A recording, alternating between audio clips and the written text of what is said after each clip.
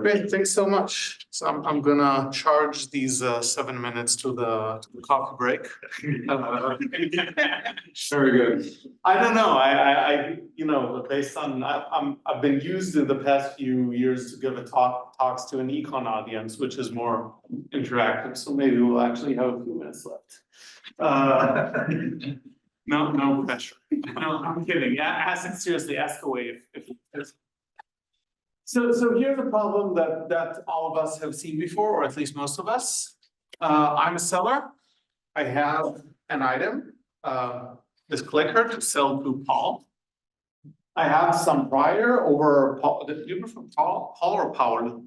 Paul. I have some prior over Paul's willingness to pay, and I have some cost for this clicker, and Meyerson, Riley, and Zeckhauser, pick your favorite strand of the literature, tell me that the optimal thing I can do is give Paul a take it or leave it offer at a carefully chosen, this is, okay. No using the laser, good. At a carefully chosen reserve price, which is price minus cost times probability of sales at that price. And so far, you haven't heard me say anything new that you have not seen before. The problem starts to thicken when I tell you, well, actually, if Paul knows my prior over his valuation, seems reasonable, then he might be able to reconstruct my cost for this. Right, so the price is a function of the prior and the cost. If Paul knows the prior, actually generally in some sense, he may be able to reconstruct my cost, and maybe I don't want Paul to know how much it costs me to manufacture this remote. Why? Let's keep this on model for now. Think about it as a trade secret that I want to keep hidden. More generally, there's a mechanism designer who designs a mechanism with some goal in mind. It could be revenue maximization, it could be weighted social welfare, it could be whatever. And the mechanism designer commits. She publicly announces the mechanism. At that point, once the mechanism is announced, we think about the mechanism as having been committed to. It's public, everyone can check that it was run properly.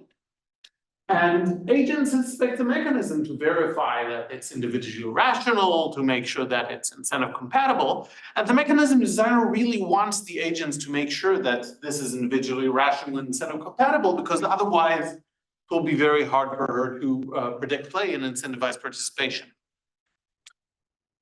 Nonetheless, by inspecting the mechanism, the agents or anyone else passing by, hearing the announcement, can deduce many other things about the mechanism designer, which she might want to keep more hidden. So not only the visual rationality and incentive compatibility, but the mechanism designer's goal. For example, if the mechanism designer is doing weighted social welfare maximization, you look at the mechanism, you see the weights, and maybe I don't want Paul to know what my weight over his vote is. No offense personally. Maybe, figure out some trade secrets, cost, inventory size, stuff like that, which, you might not want to be so publicly available, but you do want individual rationality and incentive compatibility to be very verifiable. So it seems to be at odds here. So one thing you could do is you could obfuscate somehow your goals or your parameters by using some kind of, up to epsilon optimal, up to epsilon satisfying your goals, up to epsilon something mechanism. But that is possibly very highly suboptimal. Think about, how much you would have to noisy a mechanism up so that John couldn't know if my goal is welfare maximization or revenue maximization, right? That's you have to noisy it so much that you lose everything that you want to get. And the fundamental problem here seems to be that transparency is required for trust in the mechanism properties, ICIR, and at the same time, transparency comes with its whole host of maybe not so attractive stuff that you might want to avoid. And this slogan, transparency required for trust, you kind of heard these things before, a quick search online tells us that whether you listen to the Dalai Lama, to the Harvard Business Review, or to Forbes, they will tell you that you need transparency for trust. I don't know if the Dalai Lama actually said this, but this is by far the most common hit when you search for transparency and trust online. So at the very least, someone said that the Dalai Lama said that. No, but seriously, this seems like a very, a no-go without transparency. And today I'm going to talk about how to establish trust and mechanism properties without transparency. So instead of taking the straight up approach, how to kind of, beat the trade-off. So let me give you a few examples of what I mean. So before we get to that, let's go over so that we have a common reference point. Let's go over what commitment usually looks like. So during this talk, the protagonist will be, the seller will be my older kid Shachak, the buyer will be my younger kid Eshed. And the seller would tell the mechanism, here's the mechanism description, it is IR and IC, or it is IR and IC because here's the proof that, Gil Shapley is IC, or, clock auction is IC, or whatever. At that point, we think about commitment as having been established. The mechanism is fixed, the mechanism is commonly known. There is no way for the seller to modify the mechanism later without this being blatantly identifiable by everyone. Then the buyer says, here's my type. The seller says, here's the outcome. Feel free to verify yourself that I have not cheated you. And at that point, if there were any violations by the seller, if the seller actually ran a different mechanism, then such violations are identifiable by the buyer. And, depending on the model in your mind that keeps commitments alive, they could be punishable or whatever. One way to hide the mechanism is to use a trusted mediator. So with my kids, at least for now, this is slowly getting less so as my kids, grow up. But for now, let's assume that I'm a third party that they both trust. So the seller would tell the mediator, here's a mechanism. The mediator would tell the buyer, I got a mechanism from the seller, believe me, I know what it is. Then the seller would say it's IR and IC because of the following things, convince the mediator, and the mediator would tell the buyer, I checked, it is IR and IC. Then at that point, we again think about commitment as having been established, the mechanism is fixed, it's unknown to the buyer, but it was fixed by virtue of the trust in the third party. Then the buyer says, here's my type. The seller says, here's the outcome. And the mediator can say, I checked. This really is the outcome of the mechanism. Trust me.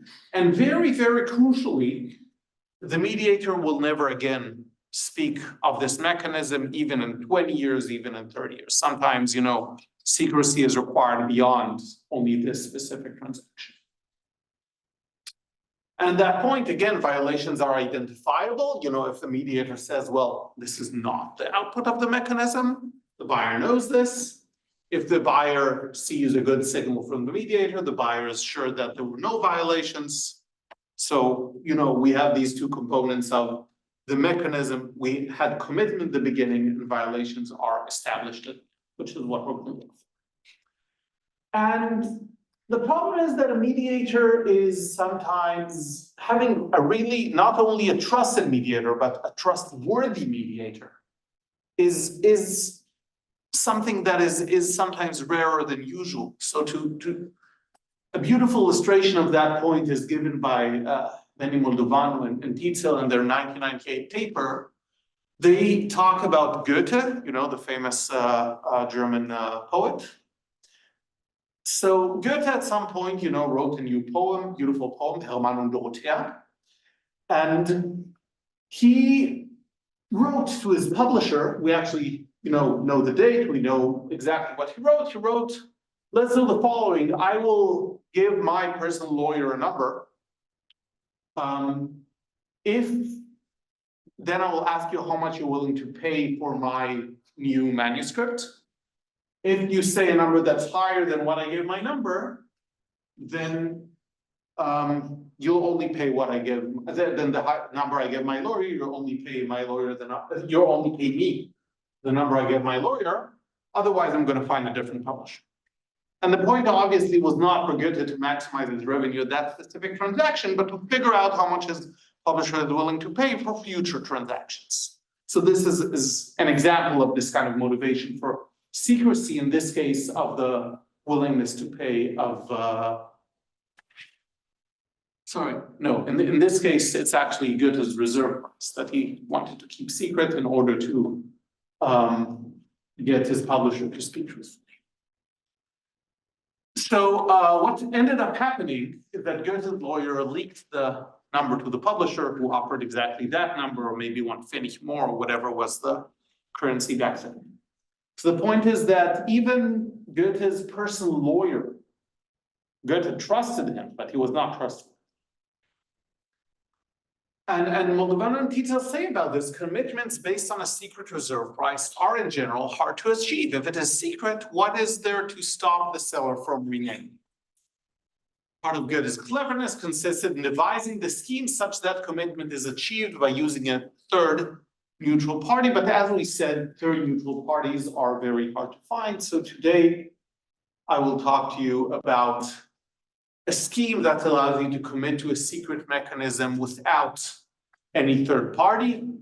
For the economists in the audience, you can think about these as results that lie within implementation theory, and at the same time, an investigation into the concept of economic commitment. What it actually means to commit, we will actually uncouple that from disclosure. So here's what we would have, ideally wanted to have. So the seller would send the buyer some string of numbers. You can think about the seller as writing some numbers on the blackboard, hopefully unintelligible for everyone in the audience. Not everyone in this conference, but no, this is actually not Hebrew. This is Aramaic. I was very careful.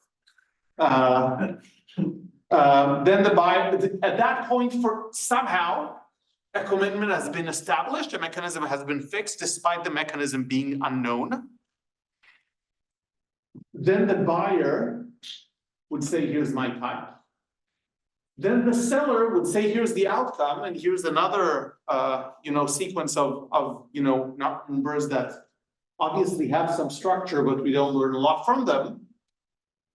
And at that point, the buyer should be certain beyond any reasonable doubt that either the mechanism was run as promised, or the buyer knows that it was not. So that's going to be our desiderata. And through all of this together, modeled as a single, as a single interaction, the buyer should learn no more about the mechanism than in the mediated protocol. And I'm very careful to phrase it like this, because in the mediated protocol, the buyer actually learns some stuff. Maybe, if it's the seller offers the buyer a price and their transaction ends up happening, the buyer learned the price.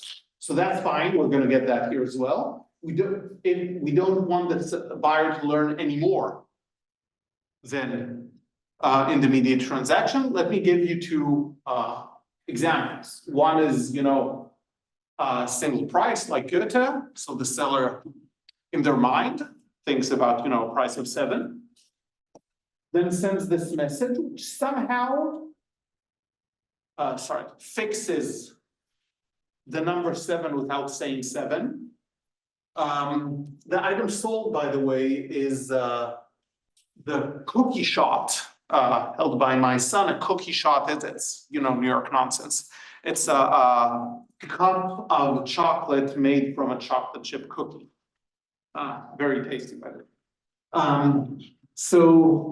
The buyer says, I value this cookie shot by 9 gummy bears.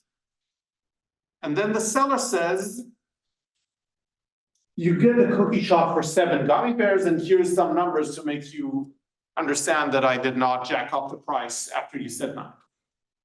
And somehow the buyer should know that this, this sequence of numbers or sequence of characters proves to them that the price was 7 all along. Then in this case, as we said, as in the mediated example, the buyer learns that the price was 7. If the buyer alternatively would have said I value the cookie shot by 5 gummy bears, then the seller says, well, I'll give you nothing, you'll get nothing, you didn't bid high enough, and proves this using some sequence of numbers. At that point, all the buyer learns, like in the mediated example, is that the price is more than. A slightly more complicated example, say that we have 2 units, 2 items, but unit demand. The buyer is interested either in the cookie shot or in a cronut. You know what a cronut is? Combination croissant donut. I apologize for any French people in the audience. Same cafe sauce. So the seller sends some string of numbers. And the buyer says, I value the cookie shot by 5 gummy bears. By the way, the string of numbers is different than the previous slide, right? Different mechanism, different commitment string. I value the cookie shot by 5 gummy bears. I value the cronut by 2 gummy bears. And then the seller says, you get nothing. And proves it somehow with a sequence of numbers. And the buyer, what does the buyer learn? Buyer learns that the cookie shot is worth more than the bid, and the cronut is worth more than the bid. The difference from the previous example lies in what the buyer learns when there is a sale. So say that the buyer says, I value the cookie shot by 9 gummy bears, and I value the cronut by 8 gummy bears. And the seller says, you get the cookie shot for 7 gummy bears. What does the buyer learn? The buyer learns that the cookie shot costs 7. And the buyer learns that the cronut costs more than 6. Can anyone see why?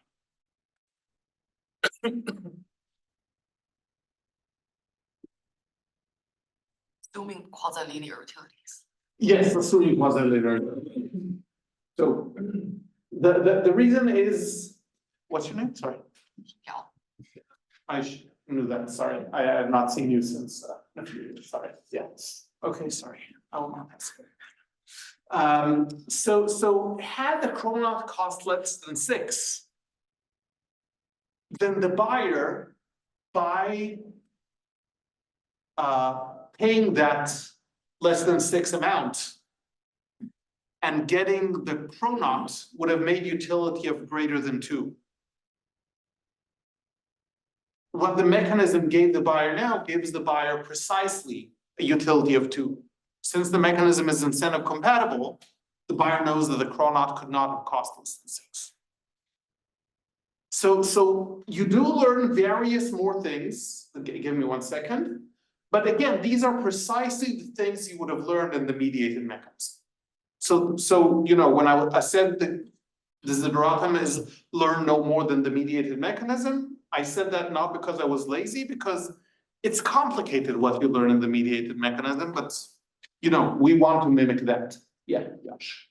So here, are you already telling the buyer a little bit about the mechanism? Yeah, so in this specific case, I assumed that it's due to begin with, that it's a posted price mechanism. Yeah, You're right. Yeah, so this could have been a much more complicated mechanism. Like with bundle pricing, that's what it was. So we could have done that. In this specific example, you can think about the seller, this sequence of numbers, not only proving that it's IC and IR, also proving that it's, there's a price for each. But you're right. But here bundling actually would not have helped you because it's unit demand. So it's Unit demand. yeah. So here it's kind of, unless you go to randomized mechanism, which we'll get to in later in this talk. Then this is kind of almost done. But we can, everything that I'm showing you, we can implement precisely. So we can do this implementation where we also prove to you that the mechanism has specific functional form. That's why. Okay, so before I'll give you the definitions, let me just tell you a few things about what you can use this for, and then we're gonna ask how do we even model this, how do we model what we want from this, how do we model this entire interaction, how do we prove this, etc. So one thing, as we talked about already, is trust in the mechanism of trust, that there is a mechanism without transparency and without pre-existing trust in a mediator. Traditionally in economics, making an offer, so if I'm bargaining with John, bargaining means that I'm gonna give an offer, then either he is gonna give another offer, I'm gonna give an offer, et cetera, until we reach some agreement. Whoever makes an offer, whoever's turn it is to make an offer, by making the offer, they essentially disclose information. Why? Because different types of them might give in different offers. This allows us to decouple who makes the offer from who discloses. If I give John this kind of, hidden offer, then John responds to that. Then John is the one disclosing, I'm the one giving the offer. So this is kind of a whole new design space in that you can think about that. You can think about bargaining with one offer, a side offering, the other disclosing, the other, you can think about this kind of signaling or no disclosure at all. You can think about, keeping offers on both sides completely hidden unless negotiations go through. There was a story in 2000, not to go too much into politics, there was negotiations and the US kept assuring both sides that any offer they make will be null and void after the peace talks. But each of the sides, at least based on local, journalism and stuff like that, seem to think, well, we shouldn't really offer the most. Should we or should we not? Where discussions offer, the most we can, because what do you mean null and void? They're going to know that we're willing to do this. So what do you mean you vouch for us that it's null and void? Come on, that's not how it works. There's a beautiful paper by Chopic and Ponsaki that say that bargaining through a mediator who hides the offers on both sides until they're compatible increases efficiency. It increases the chance of getting to agreement. And our framework can basically give you a way to get the same thing without a mediator. Similar, there's a paper by Hörner and Ye that says that when bargaining with correlated values, this kind of market for lemons scenario, if you can hide previous offers, agreement is almost always reached. If you view previous offers, this will almost always end, without an agreement. So again, a way to get these kinds of things without, with a very concrete way to hide the offers. Finally, another thing that I've started thinking about is, let's actually skip this. So those who are familiar with the literature on informed principle, informed designer, it actually doesn't give us a lot there. It gives something, but ask me later if you're interested in that. And something very interesting I've been thinking about lately is, so there's this beautiful literature by Piotr Dworczak about mechanism design with aftermarkets. And if the seller is a participant in the aftermarket, you might want to keep the seller might want to keep the others not too informed about their cost. Otherwise, in the aftermarket, they can take advantage of that. Okay, so formal definitions and results of definitions, we're going to even start to ask, how do we formalize the whole interaction? How do we formalize our desiderata of keeping it hidden and establishing commitment and all these things that I, kind of tossed around. And results, it's going to be, how do we construct our, what I'm going to call commit and prove protocols that actually run this whole things and give meaning to the numbers / Aramaic words I put out there. So our main building block for formalizing, to get our definitions for formalizing this interaction is going to be what we're going to call a commit and run protocol. So we're going to have It's gonna be an extensive point interaction that I'm gonna describe in a second. It's gonna be parameterized by these 5 symbols, and I'm gonna describe what they mean as we go over the timing of everything. So the first step is the commitment step. The mechanism designer, MD is gonna stand for mechanism designer. Hopefully no one needs a doctor during this talk, at least that kind of doctor. So mechanism designer chooses a commitment message. That's gonna be these obscure words sent by the seller to the buyer in order to fix the mechanism. So it's message DC. You can think about it as an arbitrary message of length LC bits. LC is one of the 5 parameters above, announces it. And the buyer, the player, can then run psi-c, which is some function that's part of the, you can see it over here, psi-c. This is a function from messages of LC bits into pass-fail.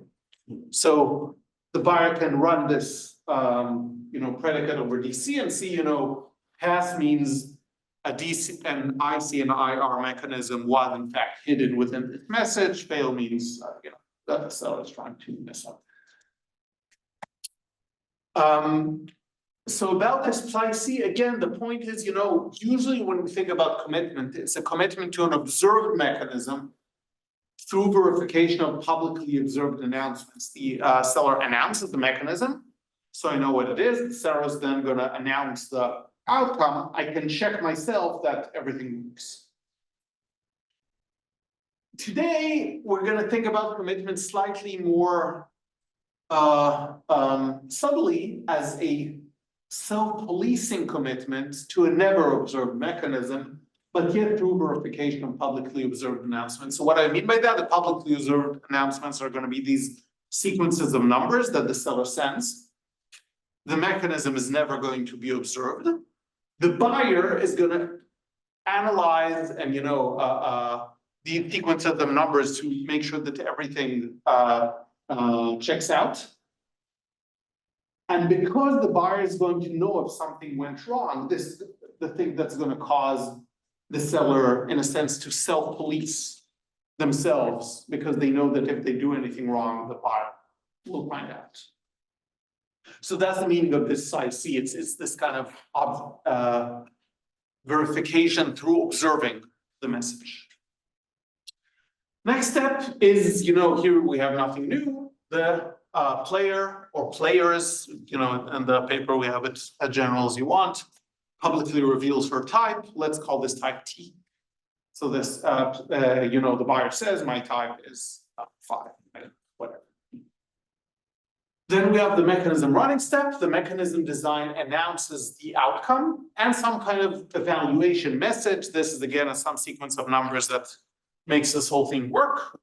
This is of length LE bits. LE is this additional parameter here. And the buyer can verify this and run psi-e, which is this last predicate here, run it on the commitment message and on the type and on the outcome and on the message that accompanies the outcome. And if all of this says pass, then the buyer knows everything is fine. If something here says fail, then the buyer knows that the seller is trying to do something that's not kosher. I would have loved to be able to prove to you how to do this. This is impossible. We need one more technical trick to make it work. So we're going to have a step 0, which is a commitment randomness generation step. What do we mean by that? Nature draws some uniformly random sequence of NC bits. NC was this last parameter that I skipped, and publicly announces it. And we'll get to this parentheses in a second. And the verification, both of the verifications actually will require that RC as well. So actually what the timeline is, nature draws some sequence of numbers that no one could have prepared for in advance. Mechanism designer chooses a commitment message based both on this RC string that was just drawn and on their own mechanism, and announces it. And the buyer checks that this message is a legal commitment message with respect to this string that was just announced. So you can think, why does it matter? Why is it its own step, et cetera, et cetera? Because we're going to have some computational guarantees. We're going to say everything works if no one has exorbitantly high computational power. And this RC making, a step 0 here when RC is drawn, makes sure that no one can do too many computations at home. If I would have fixed this RC, now and forever to be some number, then the seller strategy could be, I'm going to send some really weird message that, really high, kind of sidesteps everything for this specific RC. And that could be just the hard-coded strategy. This is kind of cheating, it's kind of, the seller comes from home knowing how to crack the whole thing. If this RC is chosen here, then the seller needs to, any knowledge of how to crack stuff must depend on RC. So it must involve a lot of computation between steps 0 and 1. So this is something we can actually track and say, if the seller can't make too many computations between step 0 and 1, then we're fine. Or between steps 0 and 3. This is very standard in cryptography, any usage of cryptography that for example, if you take a look at the first block in Bitcoin, the randomness that's used to generate the first block is taken from the London Times headline, I believe, for the day in which that block was generated, to show to everyone that it was not generated before that. So the assumption is that these, somehow the seller and the buyer can look at the London Times, solar flares or whatever, all these things are existing technologies, and say, this is a string that none of us knew before we started. So this is going to be the timeline. The protocol says, this number of bits that are going to be drawn, this is the length of the next message, this is how you verify the next message, this is the length of the last message, this is how you verify it. What I'm going to need to have together with this is a playbook, which says, if you're an honest mechanism designer and you want to run a mechanism M, here is how you construct these cryptic messages. So the playbook is going to say exactly that. It's going to be, if your mechanism is M, and P is a formal proof that the mechanism is IC and IR, and this is the randomness chosen by nature in step 0. Here is a suggested message for you to send. This is a randomized function. So this is a randomized mapping from this to DC. And then the last message, again, if this is the mechanism, and this is the initial randomness, and this is the message you sent as a commitment message, and this is the type that the player gave you, and this is the outcome, this is just M of T. And this is, again, some cryptic string that certifies that you did everything correctly. So this will tell mechanism designers that, really want to be honest and not game the system, how we suggest that they act. And we're going to have some desiderata that say, unless they essentially act like this, the buyer will know. So in order to give that, as I said, we're going to need some access to some computational hardness, conjectures. Actually, I think we can skip this slide at least, right? Sorry, yeah. Is the only randomness RC, or is there further randomness? No, there is randomness of the seller. So as I said, this mapping is a random mapping. So there is some internal randomness of the seller. The only public randomness is RC. So I'm going to skip this slide because we're at EC, but basically it's going to say whenever you encrypt something, whenever your browser sends something securely on the web, there's actually some fine print. It's secure with high probability against feasible attacks. assuming that there is no computation, feasible attacks, meaning the attacker doesn't have too much computational power, and assuming that there is no computationally feasible way to solve some well-known mathematical problem, you know, factoring large numbers. So, and you know, every time you connect to a bank account or everything like that, anything like that, it relies on these things. So if our entire economy relies on these every day, we can also have our main result rely on this. So this is going to be our main result theorem, only under a widely believed computational conjecture. For the people in the audience who care about this, we have 4 different things you can plug in there. All are dozens of years old. There's nothing fishy there. There exists a feasibly computable, I'm going to define that. Implementing, I'm going to define that. Committing and hiding committed Markov. So let's go over. Yeah, as I said, we have very standard things you can put here. Each of them, if you know how to break it, you can make a lot of money online. Let's say that. We're gonna add some, as we said, you know, cryptographic guarantees usually say, assuming something is hard, assuming the attacker doesn't have too much computational power, and assuming, you know, unless something very, very low probability happens.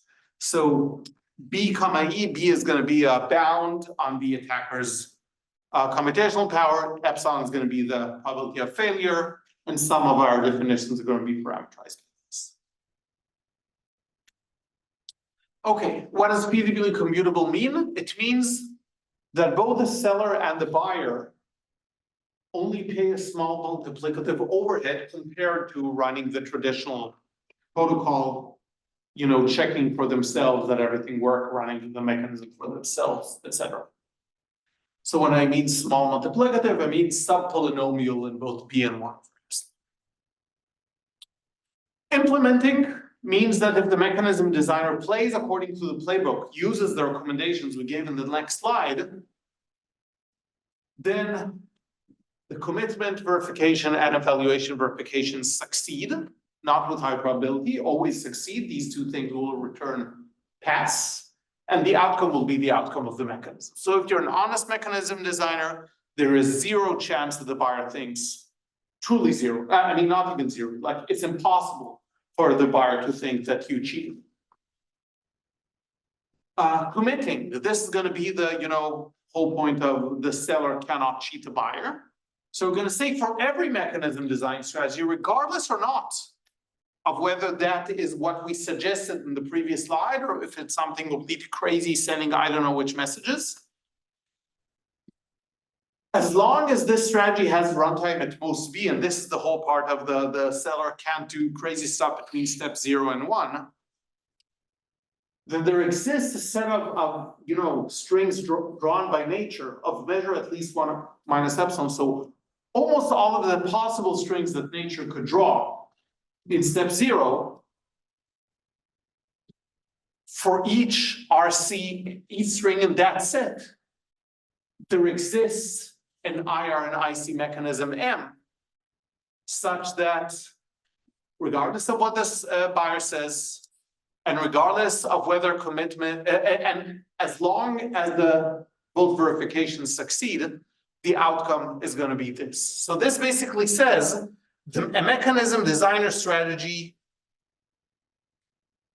essentially, unless verifications fail, it's equivalent to a mapping from strings drawn by nature to IR and IC mechanisms that actually get drawn. In particular, the mechanism does not depend on the buyer's report. We need to make the mechanism depend on the reference on this RC, because RC is announced before the seller sends anything. So hypothetically, if the seller wanted, I don't know why they would want to do that, for different strings drawn at step 0, they could use different mechanisms. That's fine, we cannot prevent that, but that's fine because that's also not somehow misusing the buyer's value against them. Except for that, the mechanism cannot depend on anything else. This is what this says. Now into my grace remaining 6 minutes. So the way you should read this is the buyer gets a very strong guarantee against, sellers with very, very high computational power, paying a much smaller price themselves in computation. They get protection against sellers with runtime up to B, and they pay subpolynomial in B in their running time.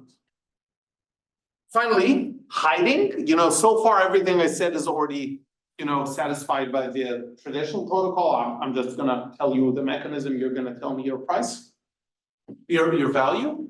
Hiding is with probability 1 minus epsilon over this draw of nature. Players with running time less than B learn nothing beyond what they would have learned in the mediated protocol with discrete trust. So what this means, I'm keeping this slightly vague, but you can think about this as our definition says, at any point in time, if you compare my knowledge after 2 messages here versus my knowledge over 2 messages there, etc., it's the same. If I cannot distinguish between 2 mechanisms here, then I cannot distinguish between 2 mechanisms. Okay, so this is the main result. Under the hood, and then I'm going to skip a little bit of slides. It works like this. Here's a cryptographic commitment to a mechanism. This is a technical term. You can think about this as an encrypted form of the mechanism M. I apologize for cryptographers in the audience for claiming that these are similar, but you can think about this as an encrypted form of M. Here's a zero knowledge proof that M is IR and IC. Zero knowledge proofs are miraculous cryptographic objects that let you prove existence claims without explaining why they are true, just to prove that they are true. At this point, a commitment is established, the buyer sends their type, the seller says, here's the outcome, here's a zero knowledge proof that this is actually the outcome of running that encrypted thing I sent you earlier, even though I don't tell you how to decrypt it on the type space. There's a lot of prior work relating cryptography and mechanism design. To our knowledge, we're the first to talk about hiding the mechanisms while proving properties of the mechanism rather than hiding bids into the mechanism. So most of this work has been about the privacy of buyers. Indeed, here, the thing that sends the mechanism, the buyer's type is sent. It's actually direct revelation. Any economic analysis you're used to doing, you can still do, which has always been a caveat with that line of work. Let me skip this. Yeah, so let me just say really quickly